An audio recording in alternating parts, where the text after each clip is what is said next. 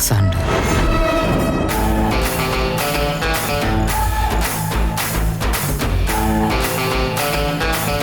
അവൻ്റെ കാശ് മേടിച്ചോട്ട് വേടാ. ശരി മുതലാളി.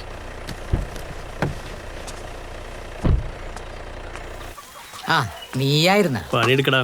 ഹൗസോ ഹൗസോ എവറാ എന്നെ മുതലാളി? അവിടെ എങ്ങനെ കാണും? ഇറങ്ങി വാടാ ഹൗസോ.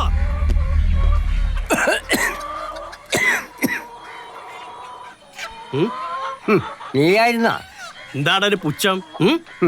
എന്തിനാടാ പാവം കോഴികളെ പേടിപ്പിക്കണ്? കോഴികളെ മാത്രല്ല അന്നെയും പേടിപ്പിക്കാനാ വന്നത്.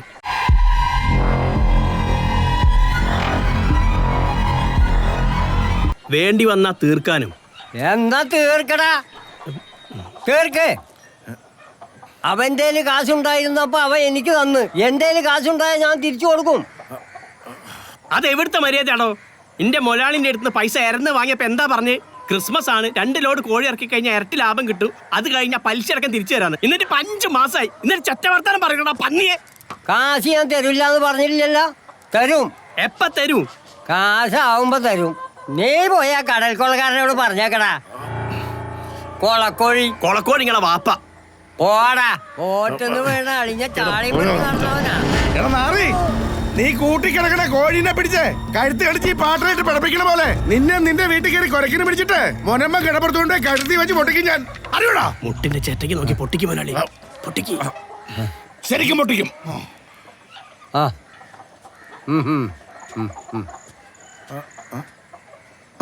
കണ്ട കാശ് ഇപ്പൊ വരും, നീ നോക്കിക്കോ. കാശ് വരും, ഇത് പൊട്ടിക്കഴിഞ്ഞാൽ ഞാൻ വരൂല. നീയൊക്കെ എന്നെ ജീവിക്കാൻ സമ്മതിക്കൂലല്ലേ? ആ ഇല്ല, ഒരിക്കലും ഇല്ല. അതെ. ഇത് കണ്ടോ, ഞാൻ എഴുതി വെച്ചിരിക്കുന്ന ആത്മഹത്യാ കുറിപ്പാണിത്.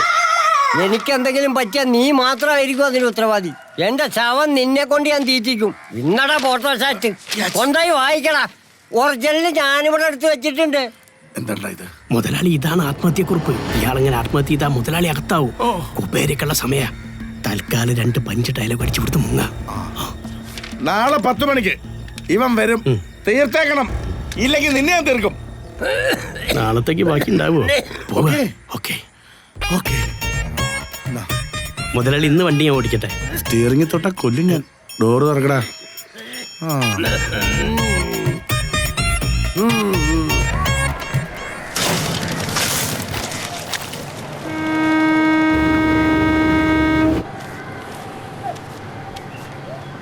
കോഴിക്കോട് നിന്ന് മീൻ പിടിക്കാൻ വന്ന ബോട്ട് കൊച്ചിയിലെടുത്തപ്പോൾ ഒരു ചായ കുടിച്ചിട്ട് തിരിച്ചു കയറാമെന്ന് വിചാരിച്ച ഞാൻ തിരിച്ചു കയറാൻ നോക്കിയപ്പോൾ 10-250 ബോട്ടിൻ്റെ ഇടയിൽ ഞാൻ വന്ന ബോട്ട് ഏതാണെന്ന് മനസ്സിലാവാതെ പകച്ചു നിന്നു. അപ്പം മുതലാളിൻ്റെ അടുത്ത് വന്ന് പറഞ്ഞു, ഡ്രൈവിംഗ് അറിയെങ്കിൽ കൂടെ കുടിക്കുമെന്ന്. അന്ന് മുതൽ മുതലാളിൻ്റെ നിഴൽ പോലെ ഞാൻ കൂടെ ഉണ്ട്. എന്നിട്ട് ഇതിൻ്റെ സ്റ്റയറിംഗ് ഒന്ന് തൊടാൻ മുതലാളിൻ്റെ അടുത്ത് സമ്മതിച്ചിട്ടുണ്ടോ? അതിനൊക്കെ ഒരു സമയമുണ്ടാ. എനിക്കുണ്ട് മുതലാളി, ഇങ്ങനത്തെ വണ്ടിക്ക് ഓടിക്കാൻ ആഗ്രഹം. ആശയ്ക്ക് ഒരാളെ വേണം ജാക്സാ. ഇവനോ എന്താ ഉടായ്പായിട്ട് വരിക? എന്താണ്ടാ പീറ്ററെ, ഇന്ന് ടൂറൊന്നും പോയില്ലേ? ഒരു മുട്ടൻ ടൂറുള്ള പുറപ്പാടിലാണ് ഞങ്ങള്. പിന്നെന്തിനാണ് ഇവിടെ കിടന്ന് വട്ടം ചുറ്റുന്ന പൊക്കൂടെ? പരിഞ്ഞപ്പനെ കാണാമെന്നാണ് പരിഞ്ഞപ്പ.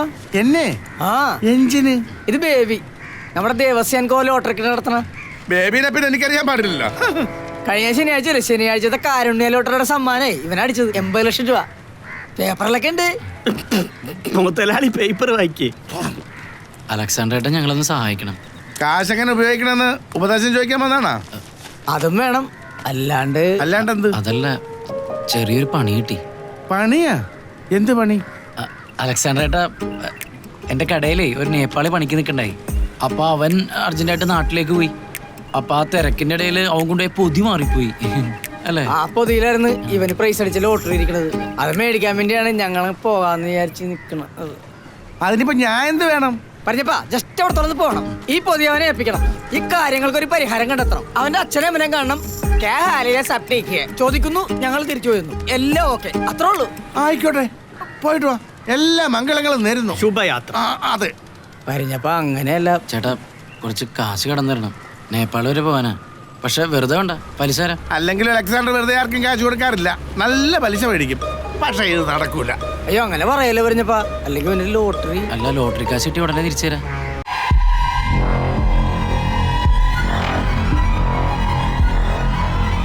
എടാ ഞാനിപ്പോ അങ്ങനെ ആർക്കും കാശ് കടം കൊടുക്കാറില്ല, കച്ചവടക്കാർക്ക് മാത്രം. അത് ഡെയിലി കളക്ഷൻ, റിസ്ക് ഇല്ല. ഇവനും കച്ചവടക്കാരനാണ്, ലോട്ടറി കച്ചവടം. ലോട്ടറിക്ക് ഒരു കച്ചവടാ. അതെ. ഇത് ശരിയാകൂലടാ, എനിക്ക് ഇച്ചിരി പിരിവും കൂടെ ഉണ്ട്. ജാക്സാ ബുക്ക് എടുത്തോ. ചേട്ടാ എന്തെങ്കിലും ഒന്ന് പറടാ. പലിശ എത്ര വേണമെങ്കിലും തരാം. പൈസ ഞങ്ങൾക്കൊരു പ്രശ്നമല്ല. 80 ലക്ഷം കിട്ടാനുള്ളത്. പറഞ്ഞപ്പ പലിശ എത്ര വേണമെങ്കിലും തരാം. ഞാനൊന്ന് ആലോചിക്കട്ടെ. നീ അങ്ങോട്ട് പോയിട്ട് നാളെ വരാൻ പറ. ഞാനൊന്ന് ആലോചിക്കട്ടെ. അല്ല, മുതലാളി ആലോചിച്ചിട്ട് നാളെ പറയാന്ന് പറയാൻ പറഞ്ഞു. ഓക്കെ പറഞ്ഞപ്പ. അത്രയ്ക്ക് ആവേശം വേണ്ട, ആലോചിക്കാന്നേ പറഞ്ഞുള്ളൂ. ഇന്ത്യയും കൂടി ഒരു സപ്പോർട്ട് വേണ്ടി വരും. വേണോട്ടാ. നടക്കോടാ, നടക്കും. ഇവൻ മുടക്കുമെന്ന് എനിക്ക് നല്ല ഡൗട്ടുണ്ട്. ഏയ്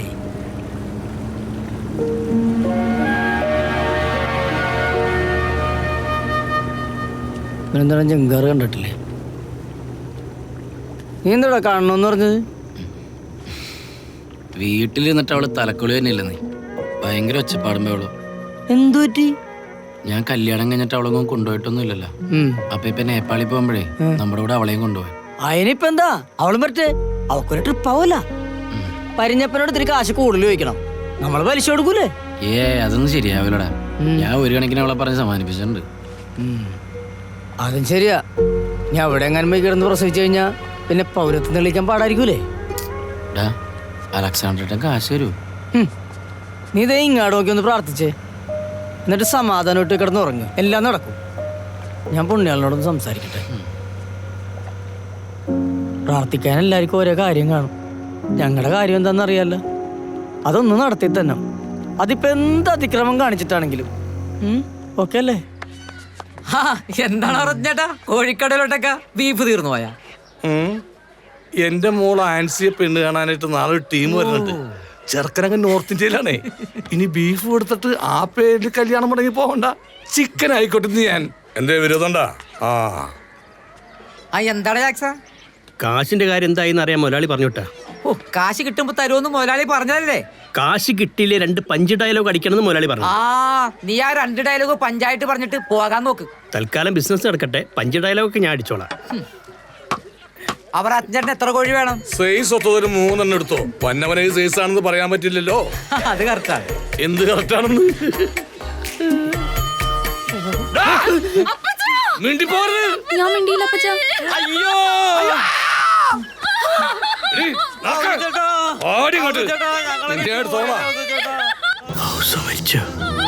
മുതലാളി, മുതലാളി, മുതലാളി, മുതലാളി, മുതലാളി.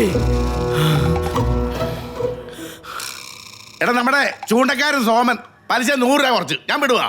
അവന്റെ കൊട്ടക്കായിട്ട് 2 പിലാപ്പി ഇങ്ങോട്ട് എടുത്ത്. ഇതിലുണ്ടല്ലോ നല്ല കാന്താരി ഇഞ്ചിയും വെളുത്തുള്ളിയും കൊണ്ട് അരച്ച് പെരട്ടിട്ടുണ്ടല്ലോ, ഉപ്പിലിട്ട് മുക്കി പച്ച വെളിച്ചെണ്ണ വറുത്ത് എടുത്താണ്ടല്ല. ഇതിന്റെ പടം കണ്ടാ മതി ചോറുണ്ടാൻ. നിനക്കറിയോ?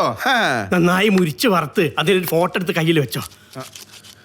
ജയിലിൽ ഗോതമ്പുണ്ട കഴിക്കുമ്പോൾ ടച്ചിങ് സൈറ്റ് ഉപയോഗിക്കാം. എന്താണ്ടാ? മുതലാളി ഹൗസോ ഡെഡായി. അപ്പൊ എന്റെ കാശാ? അതും ഡെഡായി. അതല്ല പ്രശ്നം മുതലാളി, അയാൾ ആത്മഹത്യ ചെയ്തതാ. മുതലാളിക്ക് പണിയാവും. എനിക്കെന്ത് പണി? ഇന്നലെ കോഴിക്കടയിൽ തോക്കെടുത്ത് ലൂസിഫർ കളിച്ചപ്പോ അയാൾ ഒരു ലവ് ലെറ്റർ തന്നില്ലേ? ലവ് ലെറ്ററാ? ലവ് ലെറ്റർ അല്ല, ആത്മഹത്യാക്കുറിപ്പ്. അതിന്റെ ഒറിജിനൽ ഇപ്പൊ പോലീസിന് കിട്ടിയിട്ടുണ്ടാവും. പോരാത്തതിന് കുബേരെ മുതലാളിക്ക് ജീവപര്യന്തം ഉറപ്പാ. മുങ്ങണം. ആണോ?